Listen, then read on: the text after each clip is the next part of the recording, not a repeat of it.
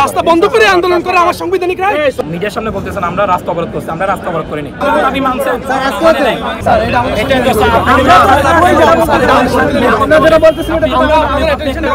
আপনি গিয়ে 2 মিনিট একটা ছেলেকে ডেকে নিয়ে কথা বলেন। কথা বলা দিছি না তোমাদের বলবে ওনারা সেদিন বললো আমাদের নাকি লোকসভা কথা বলা দিছি করা উচিত না স্যার। দাবি মানছেন দাবি মানে নাই তো আমাদের লোক সংখ্যা কম, আজকে সবাই আসছে এই কথা বলার পরে আমরা লোক সংখ্যা কম বলাতে সবাই আসছে, সবাই এসে আমার সাথে সাথে আন্দোলনটা তো আমাদের সাথে না, ভাই দেশের আন্দোলন করো, আমাদের কোনো সমস্যা নাই, কিন্তু রাস্তা চলাচল নির্বিঘ্ন করো।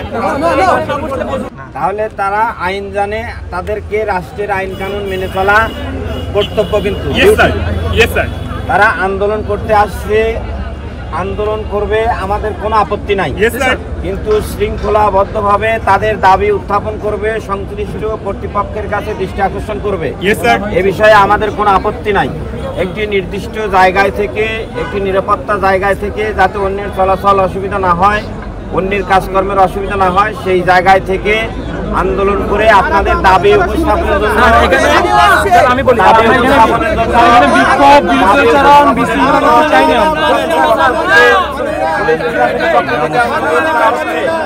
যদি এই অনুরোধ না মানেন, পুলিশ আইন প্রয়োগ করবে।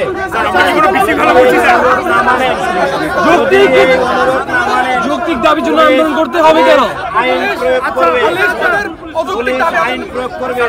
জনশৃঙ্খলা বিরোধী বাংলাদেশ পুলিশ নাগরিক হয়ে সাংবিধানিক সংবিধান মানে না।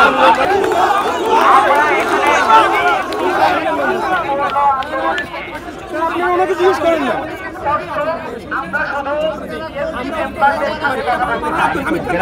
আর 29 নম্বর অনুচ্ছেদ বলা আছে সরকারি চাকরিতে সুযোগের সমাধান দিতে হবে। আন্দোলন করেন, রাস্তা ছেড়ে দিই, আমি রাস্তা বন্ধ করে আন্দোলন করে আমার সাংবিধানিক রায়।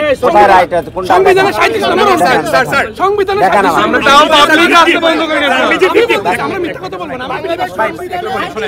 বাংলাদেশের 37 নম্বর অনুচ্ছেদে মিছিল সমাবেশ শান্তিপূর্ণ করা হবে এবং কর্তৃপক্ষ যদি আমাদের অ্যাটেনশন না নেয় তাহলে তাদের রাস্তা অবরোধ করো, এটা আমাদের সাংবিধানিক রায়। সাংবিধানিক রাইট আছে, এটা মিডিয়া সাথে বলতেছি, মিডিয়া সাক্ষী দিবে। মিডিয়া সাক্ষী দিবে। আমি বলি আমরা এমন কোনো অবরোধ করছি না।